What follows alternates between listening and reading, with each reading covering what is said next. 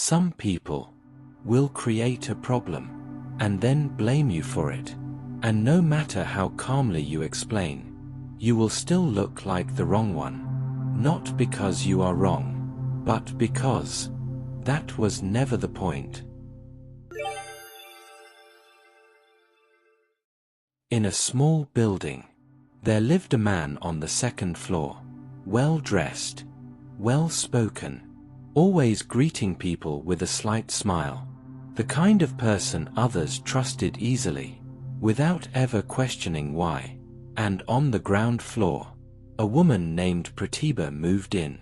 She lived alone. Her days were simple. She kept her space clean, spoke only when needed, and preferred a quiet life. At first, they barely noticed each other, just a nod in the corridor, a brief exchange in passing, nothing more, until one day, at the market, they had a small disagreement. It was about something ordinary, a dustbin. The man insisted it should be placed inside the lane. "It will be convenient," he said. "Why should we walk so far every day?" Pratibha shook her head gently. "If it falls, it will spread everywhere. The smell, the mess, it will affect everyone." It was a small issue, something that should have ended there. But sometimes, small disagreements don't stay small. The decision didn't go in the man's favor. And as they walked back, he looked at her, not with disagreement, but with something else. Something quiet. Something that didn't leave. A few days later, Pratibha woke up to a strange smell. At first, she thought it was coming from outside. But when she opened her door, she stopped. Garbage. Right in front of her house. For a moment, she just stood there, trying to understand. She asked around, knocked on a few doors. No one knew anything. Or at least, no one said anything. So she cleaned it, quietly, without making it bigger than it needed to be. But it happened again, and again.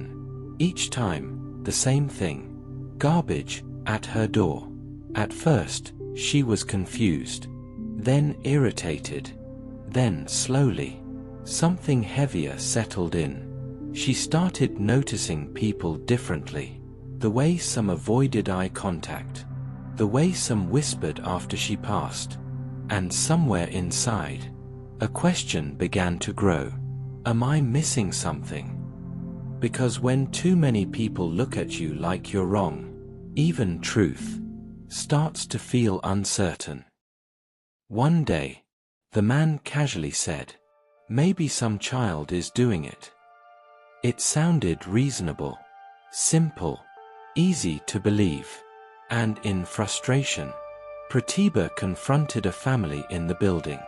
Her voice wasn't loud, but it carried enough hurt to create distance. Arguments started. Tension grew. People stopped seeing each other the same way. The building, which once felt quiet, now felt heavy. And the man, he watched, spoke only when needed, but always at the right moment. Then one morning, Pratibha opened the door again, and this time, she didn't just smell it, she saw it. The man, placing the garbage, carefully, as if it was routine. For a moment, everything became still. The confusion, the arguments, the looks, all of it made sense. Not every problem is meant to be solved with confrontation. Some people don't want solutions. They want confusion. They want control. They want a reaction. And when you give them anger, you give them exactly what they need. You explain. You defend. You prove. And still, nothing changes. Because the problem was never misunderstanding. It was intention. And with people like that, there is no winning, only exhaustion. So sometimes, walking away is not weakness. It is clarity. It is choosing peace over proving a point. Peace is expensive, and sometimes you have to leave people behind to afford it. Look at your life carefully. You may not be tired because of problems, but because of the battles you were never supposed to fight.